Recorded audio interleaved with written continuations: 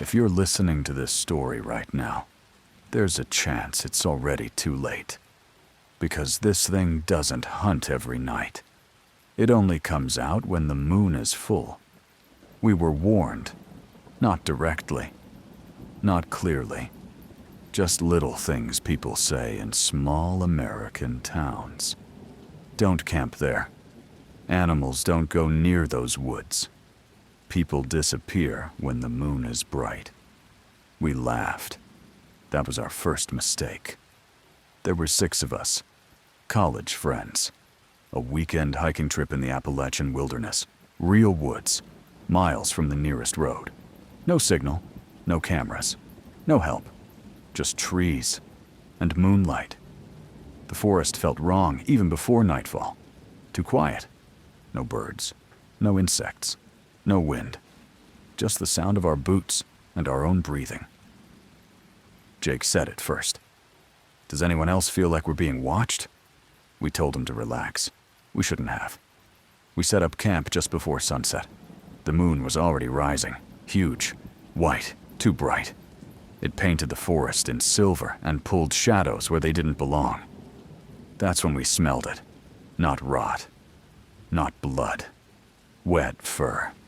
Cold earth and something metallic. Like pennies in your mouth.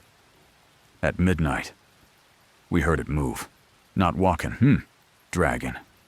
Long limbs pulling through leaves slow. Deliberate. I saw it first, between the trees. Tall. Too tall. Its body looked stretched, like it had grown wrong. Skin tight over bone. Black. Shiny. Almost bark-like. Its arms hung too low. Its fingers brushed the ground. And its head. God. Its face was wrong. No eyes at first. Just a skull-like shape with a mouth split far too wide.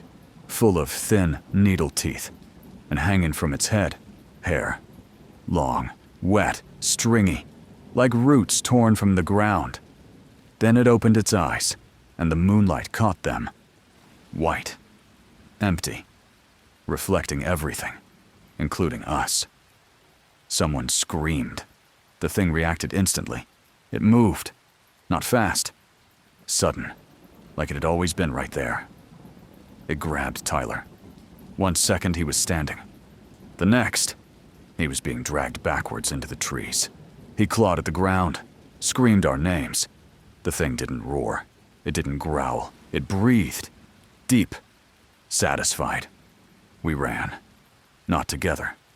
That's how it wants it. The forest changed when we ran. Trees closer. Paths gone. The moonlight followed us, like it wanted to watch. I heard bones break somewhere behind me. Then silence. Rules became clear very fast. It only hunted in the moonlight. It avoided deep shadow. And it loved fear. When you panicked, it came faster. Sarah tried to hide. She crawled under a fallen tree. I watched as the thing stopped in front of her, bent down, and sniffed. Its mouth opened, wider than possible, and it whispered her name. Then it pulled her out, slowly, so slowly. By the time the moon reached its peak, there were only 2 of us left. Me and Jake. We found an old ranger tower, rusty, half collapsed. We climbed. The thing circled below. Patient. Waiting. Jake was crying. He kept saying, "This isn't real. This isn't real." That's when it looked up and smiled. It climbed the tower, using its fingers like hooks. Metal screamed. Wood cracked. Jake slipped. Just for a second. That was enough. It grabbed his leg. He begged. I didn't look. I couldn't. The screaming stopped when a moon began to sink. Morning came. Birds returned. The forest breathed again. And the thing was gone. They found me 3 days later, alone, covered in blood that wasn't mine. The police said a bear did it. The town nodded. They always do. But every full moon, people still disappear. Hikers, campers, hunters. Always at night. Always in the woods. And now, you've seen it too. In that picture. In your mind. So listen carefully. Never go into the woods during a full moon.